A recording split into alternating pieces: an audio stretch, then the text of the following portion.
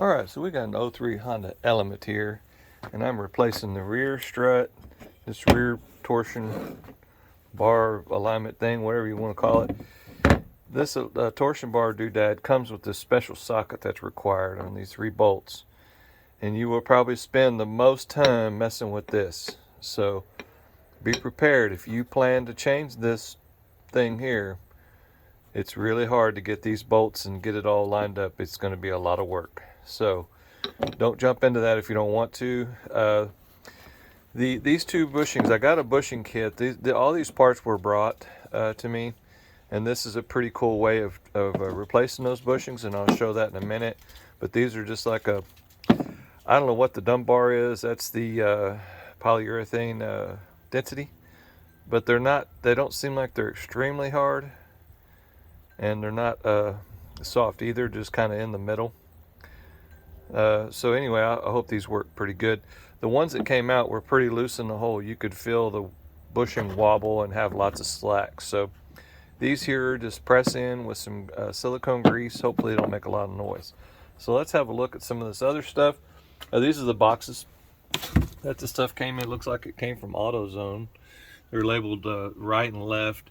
And then this is the little bar, this little bar thing, strut bar thing. Got a couple of those. Each one comes with its own socket, so if you just want to replace one, that's cool.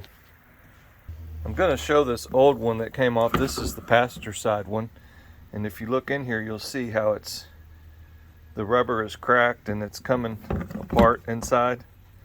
Okay, now because of that, I mean, it wasn't deflecting or causing an alignment problem that I could tell. It's just that the guy I'm doing this for, said that took it to the alignment shop. They said they had, he had to replace all this, and I guess it's because they saw cracks. So when this thing is installed, it's going to wind up.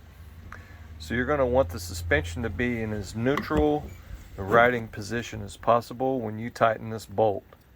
So you can put the bolt in there, but don't tighten it until you get the suspension compressed and it doesn't wind this thing up, and it'll just tear itself to pieces if you don't do it right.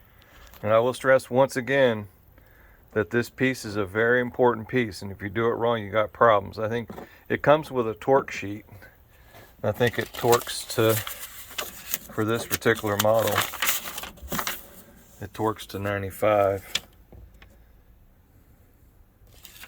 for Honda, and it's the 09 to 11.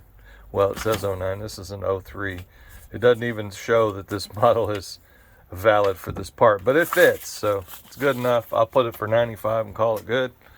Let's go down here and look and see. I want to show how these came out and how I got the strut out, because that's kind of a tricky thing on the driver's side. Passenger side's easy, it drops right out. Okay, so this is the left rear, the driver's side rear strut assembly, and it's already dropped down a little bit, and that's one thing I didn't show. There's a little access panel right there. All right, now I've taken the access panel off, but right there, you pop that little guy off. It's just right along the footwell on each side. You'll see this one, the cover is installed on this one here. Of course, it's very bright sunlight, but that's it right there. All right, so I've got this bar taken loose, okay? And the lower shock bolt's out. Both of these control arm bolts are out, and that's where one of those bushings I'm going to replace. See how loose this bushing has got? A lot of slack in it, okay? And that's going to cause problems, so that's one of the ones that gets replaced. What I wanted to show was this evap box is in the way of this strut, and so when you take the bar out and you get everything loose and get it dropped down, you can get this little feller out. Of course, it's all kind of tweaked right now because it's resting in a I'm going to fall out position. So that, take my word for it, it comes out. Now, if you don't want to take all this stuff off, then you'll have to take these bolts out up here for this bracket and get this out of the way a little bit so you can get this shock to swing back.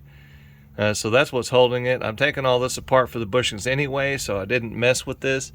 But if you're not doing bushings and all this other business, you have to loosen this bracket up to get this out.